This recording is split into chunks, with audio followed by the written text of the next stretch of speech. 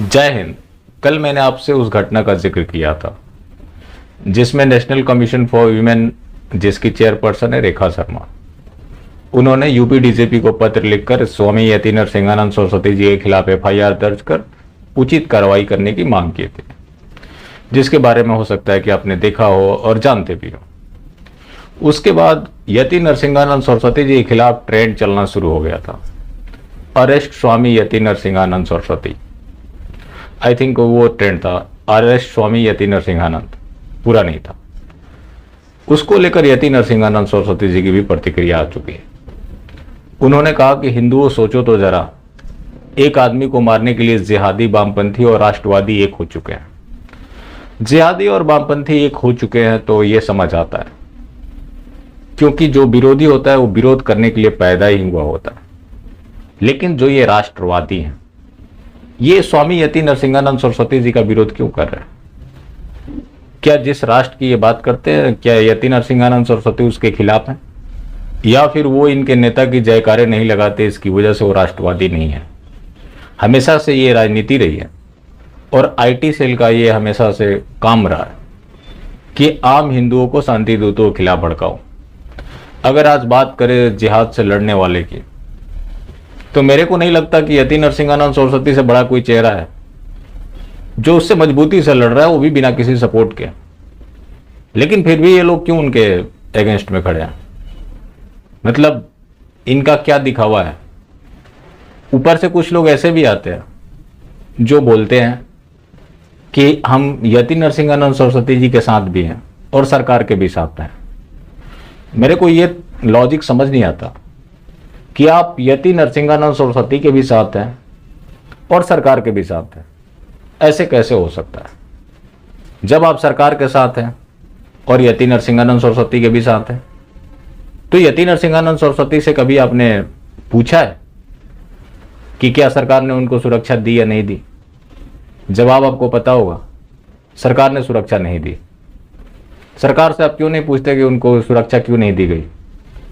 जब आप उनको सुरक्षा दिलवा दिए होते। आज हिंदुओं के खिलाफ जो षड्यंत्र चल रहे हैं, हिंदुओं की बर्बादी हो रही है, वो सब रुक जाते। उसके बाद यति नरसिंहानंद सरस्वती सरकार के खिलाफ कुछ बोलते, तो फिर आप भी सवाल पूछते और मैं भी पूछता कि जब सरकार ने सब कुछ किया ही है तो आपका विरोध कैसा? उनमें कुछ लोगों का यह भी तर्क होता है कि उनकी बातें तो ठीक होती है, लेकिन उनका तरीका ठीक नहीं है। तरीका तो बहुत लोगों के मेरे भी पसंद नहीं आते, तो मैं तो उनको खुलेआम बोल रखा हूं, चैनल अनसब्सक्राइब करो और पतली गली से निकलो। यति नरसिंहानंद सरस्वती क्या बोलेंगे नहीं बोलेंगे वो तय करेंगे।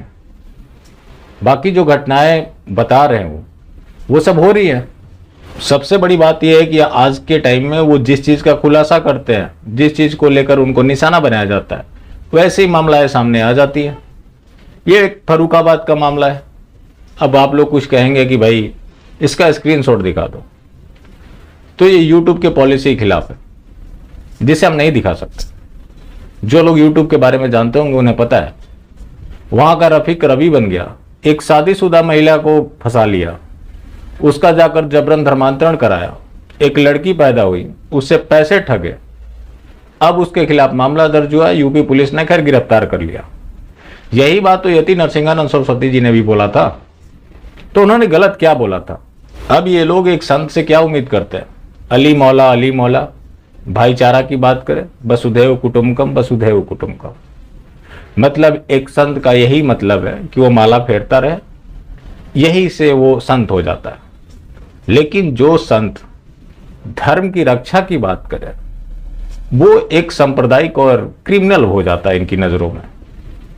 जो रेखा शर्मा जी ने नोटिस इशू किया है, मैंने कल भी पूछा था, आज भी पूछ रहा हूं कि बाकी मामलों में वो नोटिस कब इशू कर रही है? रही बात इनकी ट्रेंड की, तो वो चलाते रहे।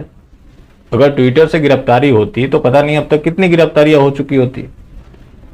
लेकिन बाकी मामलों में ये लोग कुछ नहीं बोलेंगे। और ये जो सो कॉल्ड राष्ट्रवादी है, इनके जहन में एक चीज बैठा हुआ है कि किसी ने इनको पढ़ा दिया है कि जो आपका नेता है एक दिन आपको हिंदू राष्ट्र बना कर देगा। जिस नेता को अपने खुद के पहचान से नफरत है, वो पहचान के लिए क्या करता है? सिर्फ प्रतीकों की राजनीति करता है, जो कभी टीका, कभी गेरुआ बस्तर पहनकर कहीं खड़ा हो जाएगा, कहीं हिमालय में बैठा मिल जाएगा। उसके बाद इन्हें लगता है कि ये उन्हें ऐसा भारत बना कर देगा जो कि पूरी तरह से राम राज्य होगा। देश की जो बर्बादी चल रही है, जैसे संसाधनों में वैसे लोगों को बिठाया जा रहा है जो कि राष्ट्र विरोधी तत्व है, फिर भी इन राष्ट्रवादियों को कोई फर्क नहीं पड़ता। मैं इन राष्ट्रवादियों से पूछना चाहता हूं, आज जो बंगाल में हो रहा है, जो पिछले 2-3 महीने से जारी है, कश्मीर में हुआ, क्या ये बंगाल और कश्मीर को राष्ट्र का हिस्सा मानते हैं या नहीं मानते हैं? बाकी जगह जो हिंदुओं के खिलाफ अत्याचार हो रहा है, क्या वो लोग राष्ट्र के हिस्सा हैं या नहीं है? या इनके राष्ट्रवाद का सिर्फ एक ही मतलब है कि जाके सोशल मीडिया में अपने नेता की जय जयकारे लगाओ? कुछ लोग उसमें भी हैं जो कि जायज लोग, लेकिन डर लगता है कहीं मैं इंटरनेशनल ना घोषित हो जाऊं। सरकार के ऊपर सवाल खड़े कर दिया तो लोग मेरे को कांग्रेसी बताने लगेंगे, देश विरोधी बताना शुरू कर देंगे। तो साहब, पापी इमेज का सवाल, जिस इमेज को बचाने की वो लड़ाई लड़ रहा है, तो कृपया करके लड़ते रहें। एक चीज यहां सोचने वाली बात है कि हिंदू कितना कमजोर हो चुका है और कितनी कम संख्या में आज जो लोग अलग अलग मत मजहब के हैं वो भी कभी हिंदू ही थे, और जो धर्मांतरण का सिलसिला 1000 साल से शुरू हुआ वो आज तक रुका नहीं है, लगातार जारी है। हो सकता है कि ये भी अपना धर्म परिवर्तन कर ले, जो कि बहुत हद तक जायज है, क्योंकि धर्मांतरण तो सिर्फ हिंदुओं का हो रहा है और रोज कोई ना कोई मामला ऐसा आ ही जाता है। तो हो सकता है कि ये लोग भी कर ले, क्योंकि गुलामी एक मानसिकता होती है। जिस इंसान को अपने आप के ऊपर गर्व हो, खुद कुछ करने की क्षमता हो, वो कभी किसी गुलामी नहीं कर सकता। ये लोग जो गुलामी कर रहे हैं, इसका सीधा मतलब है जो शासक है वो तो बदलेगा। जब शासक बदलेगा तो कोई नया शासक आएगा, जब नया शासक आएगा तो उसकी भी गुलामी करेंगे, जैसा कि इंदिरा गांधी की, महात्मा गांधी की, सोनिया गांधी की भी की, आज भी कर रहे हैं। इंदिरा गांधी थी तो इनके पूर्वजों का कहना था कि इंदिरा गांधी नहीं रहेंगी तो ये देश चलेगा कैसे। इनके मामले में होता है कि अगर ये नहीं तो कौन। अक्सर आपसे सवाल पूछे जाते हैं ना कि अगर ये नहीं होंगे तो कौन होगा। तो ये जो इनकी गुलामी की मानसिकता है जो सदियों से चलती आ रही है, लेकिन अब इनको सोचना चाहिए कि अब इसके बाद वो किसकी गुलामी करने वाले हैं और उस गुलामी के बाद उनकी हालात क्या होने वाली है। बाकी फिर मिलते हैं। जय हिंद।